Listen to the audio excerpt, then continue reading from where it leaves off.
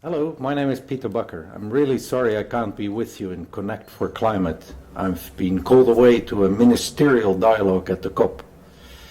We represent WBCSD and here in Warsaw have launched Action 2020, a science, fact-based action agenda for business to come up with business solutions for climate change and other sustainability challenges.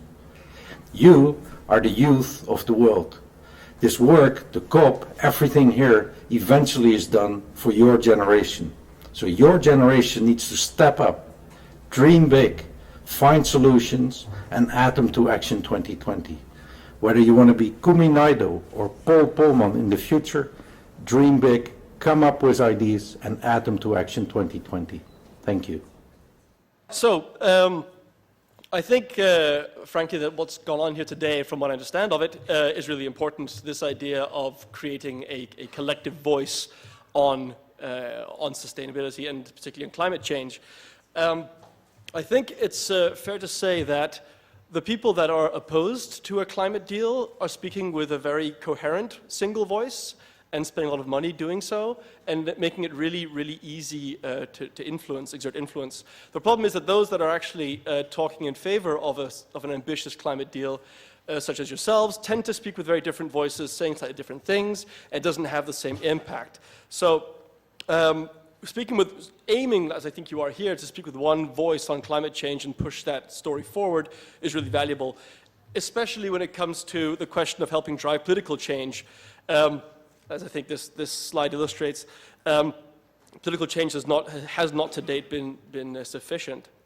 So why is political change important?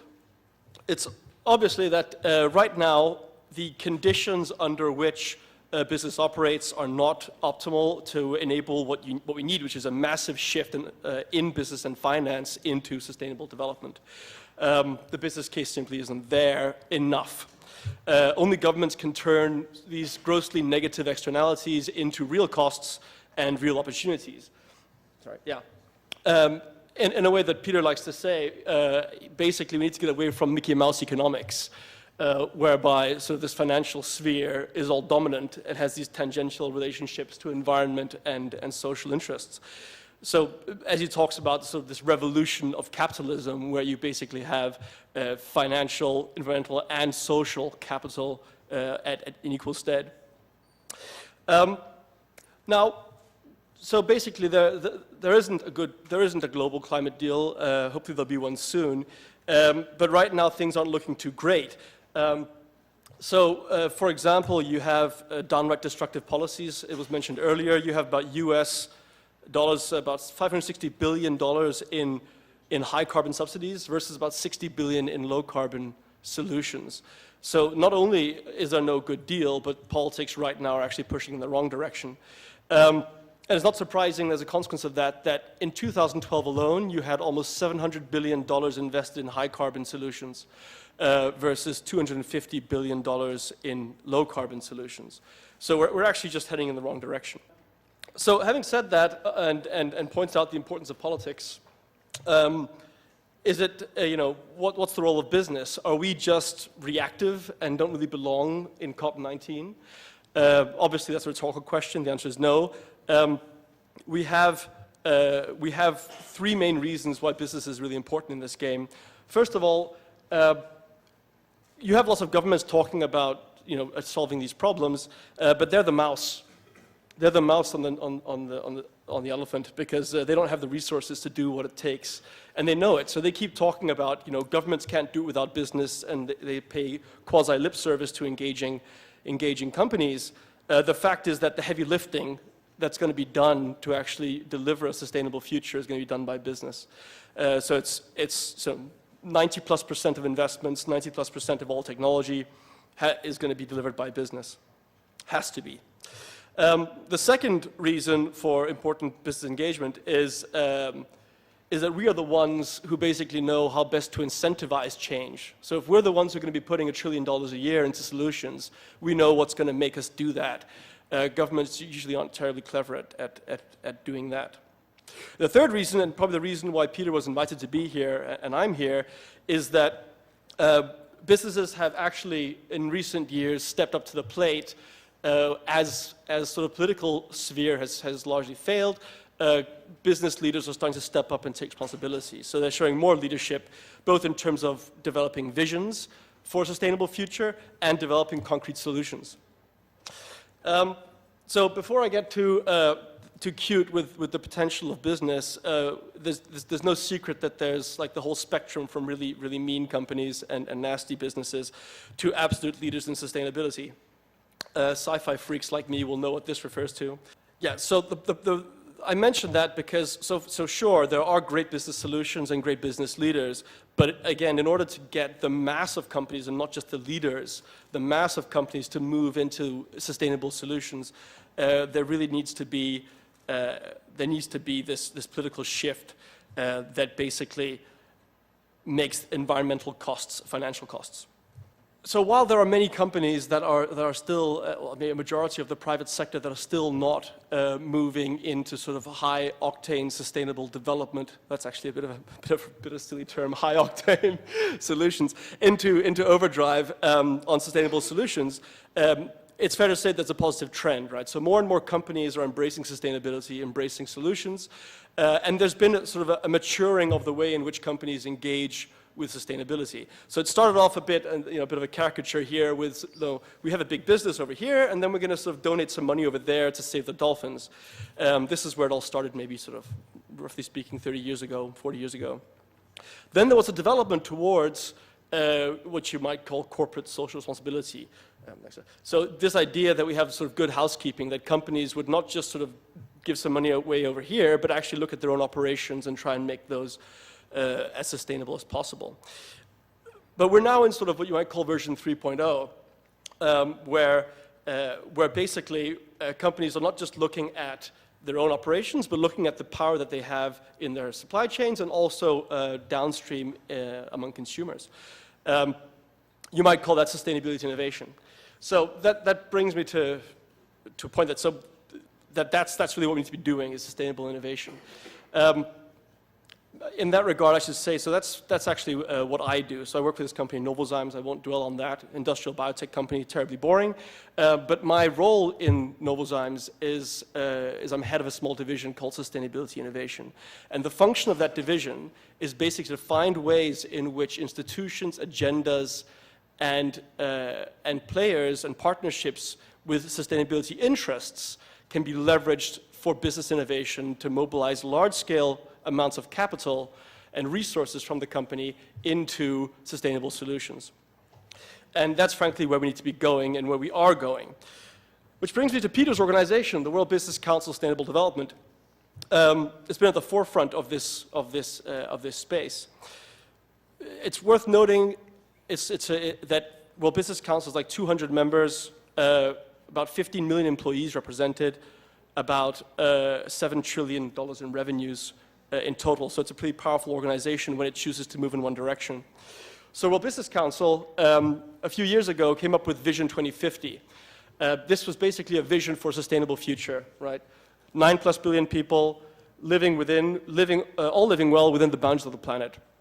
So like I said before, companies have been trying to step up to the plate and fill this gap of leadership in the first instance on the vision side.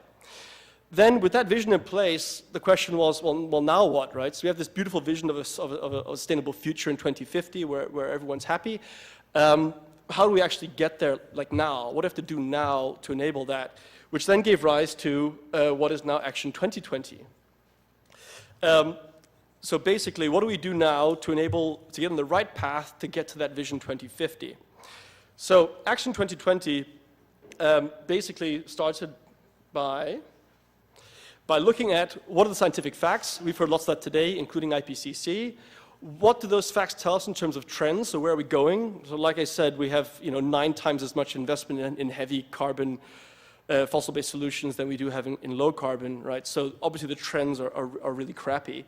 And that led us to look at what priorities do we then have to address those problems. What are the priority areas? It's not a surprise that number 1 priority area is climate change. As business, we have this idea in World Business Council of driving sustainable solutions in Action 2020. Let's go save the world. The the question is, how do we do that, right? So we obviously have to develop sustainable solutions and deploy them at an absolutely massive scale, right?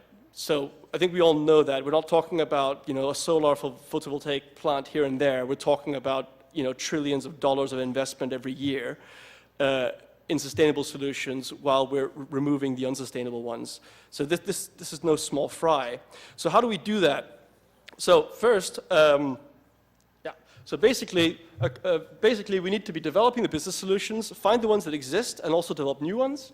And we need to be improving the business case, right? Because if the business case isn't there, it's going to be hard to deploy the real money. You're just going to end up with a few CEO pet projects. And improving the business case involves, of course, measuring our impacts, right? What are the environmental and social impacts of business activities?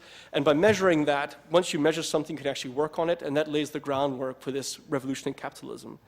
And of course, in the same vein, the business case is primarily, at least in my view, about pushing the political agenda and ensuring a global climate deal as one major part of that. The third leg is basically to achieve scale, we have to collaborate, because none of us has the capacity individually to do this. And to do it at the speed we need to be working much closer together, both across businesses, but also between businesses and other players.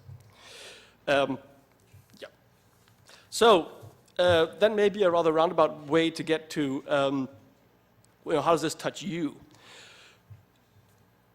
If we're going to go ahead and achieve the goals of Action 2020 and actually get on the path to Vision 2050, like I said, we can't do it alone, and it very much depends on you. And when I say you, I mean sort of the youth of today.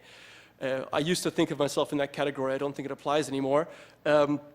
But if we take those three areas I just talked about, right, in developing solutions, I don't think it's a surprise to anyone that sort of the most disruptive solutions and crazy out-of-the-box thinking solutions don't tend to come from 50-year-old bald guys. They tend to come from 25-year-old, people that aren't hung up on inside-the-box thinking. So, I mean, I'm in the box, right? I'm in a company. It's a pretty nice box, but it's still a box. You guys still have a chance to maintain sort of an out-of-box thinking and sort of think of really crazy radical solutions.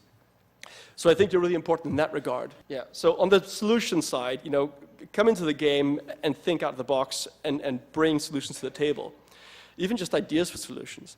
In terms of the business case, like I said, what you happened here today was really, really important in terms of that collective voice and pushing the political agenda. Without that, we're not going to get to the goals. And thirdly, on the collaboration side, also out of the box thing, it's my clear impression that sort of older, more established leaders, both in business and politics today, are not very good at reaching across the aisles to each other, and especially to what they consider competition. I have a feeling that younger people are much, much, much better at looking beyond their silos and their own interests and reaching out to each other. Maybe I'm being naive, but that's a hope. So in quick succession, the call to action is, make sure you have one voice on sustainability, including climate change, so that there's that there is this revolution in capitalism that harmonizes financial, environmental, and social needs. Second, that you have this focus on sort of being disruptive. Make sure that you think of these crazy, disruptive, innovative solutions inside or outside businesses, and make sure that the big boys with the deep pockets notice you so that they can help you take them to massive scale. And finally, the last slide, I would say make sure that only the companies and other institutions that are most aggressive in pushing sustainable solutions to scale in innovative and powerful collaborations, only they have a chance in hell of hiring the best and the brightest. So especially those of you that are sort of really, really top in class, just don't offer yourselves up to anyone who's not going to be pushing the envelope on solutions. So I think if you do these things, from my perspective, I think you guys can be a truly formidable force in creating a new sustainable world order. And with that, I promised Peter to extend an invitation to you all to join the Action 2020 road and journey in any way you want. Just reach out. Thank you.